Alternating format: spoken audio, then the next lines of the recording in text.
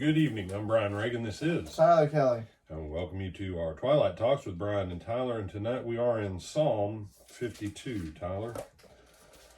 Why do you boast in evil, O mighty man? The goodness of God endures continually. Your tongue devises destruction like a sharp razor working deceitfully. You love evil more than good, lying rather than speaking righteousness.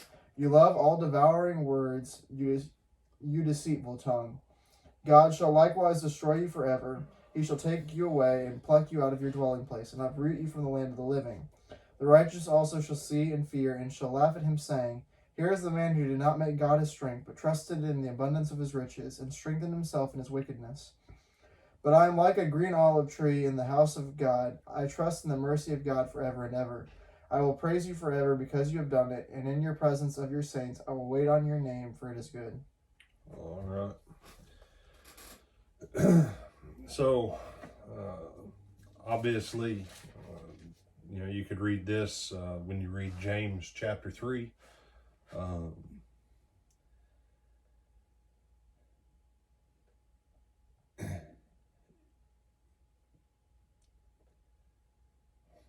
What is it that you honestly think about during the day? Deep down in your heart. Do you plot evil? Do you think about, well, if I say or do this, then I can, get my way on this or that person? This is the kind of stuff Jesus is talking about when he says, be cunning as a serpent, but harmless as a dove. You can outmaneuver someone.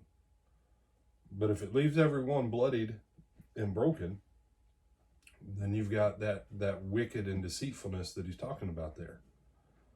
There's a way to outmaneuver someone and no one gets hurt. And that is to be cunning as a serpent and harmless as a dove. You love words that devour.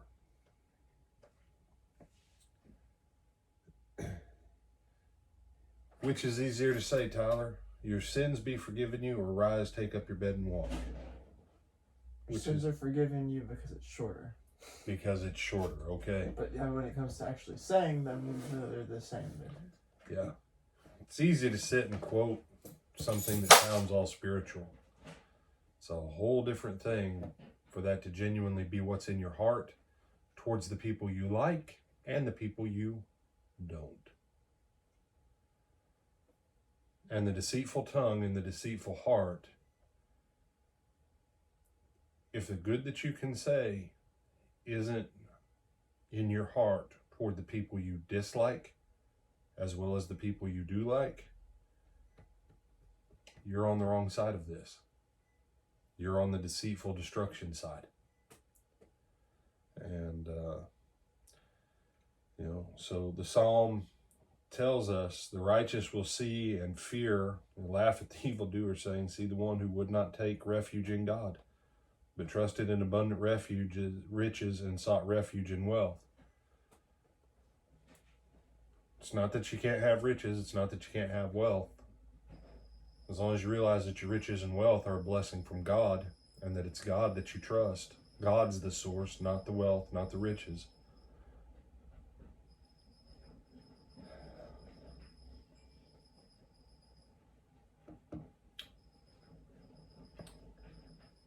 I will trust in the steadfast love of God forever and ever. I will thank you, O Lord, forever, because of what you, O Lord, have done. In the presence of the faithful, I will proclaim your name, for it is good. And I know you know what I'm talking about, Tyler. We've seen it in our lives. Someone sit in a Bible class and they'll hit a quote dead on. They'll say something that just sounds, man, so spiritual. But you know that 3 days before, that person had nothing but venom towards, half a dozen people sitting in that church and was plotting against them. What do we got to do? We got to get that junk rooted out. I'm not saying that the good sentiment, the good thought isn't good. No, it's a good thought. But if you can't apply it equally to the people you don't like and the people you do, you got a heart problem. Any other thoughts on this one? No, sir. All right. With that, I'm Brian Reagan. This is Tyler Kelly. And we bid you good night.